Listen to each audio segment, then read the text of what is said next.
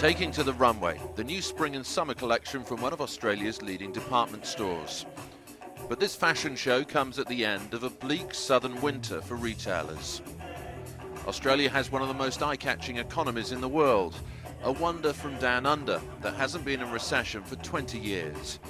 But while the fundamentals are still strong, the talk now is of a patchwork economy, strong in parts, chronically weak in others. In recent months, consumers have gone on something of a spending strike. They're fearful of renewed hikes in interest rates. They're trying to pay off credit card bills. And the bad economic news from Europe and America has also hit confidence. Sales were 0.6% down in May, and retailers are experiencing their worst slump in 2 decades. The worried talk is of the end of a golden age of spending. I think we may very well be seeing something structural for the industry, or at least generational. Lots of the large retailers will tell you they think consumers are changed in the long term, not the short term. And this kind of saving behaviour and reluctance to spend is going to go on, and it will be a challenge for retail.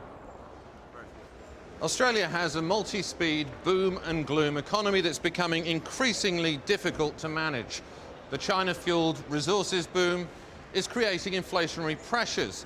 But if the central bank raises interest rates, then that will hammer retail. Australia's unemployment rate jumped unexpectedly in July to 5.1%, about half the rate of the Eurozone, but an 8-month high for Australia.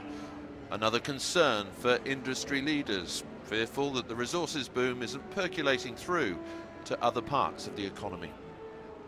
Some sectors are booming, while others, which are very interest rate sensitive and sensitive to a high dollar, which is some 40% above its post-float average, are really doing it tough. And they are the big employing sectors in Australia. Retail, tourism, education, manufacturing employ millions and millions of Australians. And the mining industry employs about 150,000 on a good day. Those supplying to the mining industry, you might have another 300,000 or 400,000.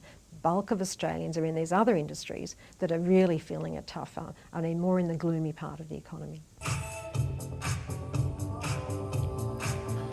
The Australian economy has been and will continue to be a global star term.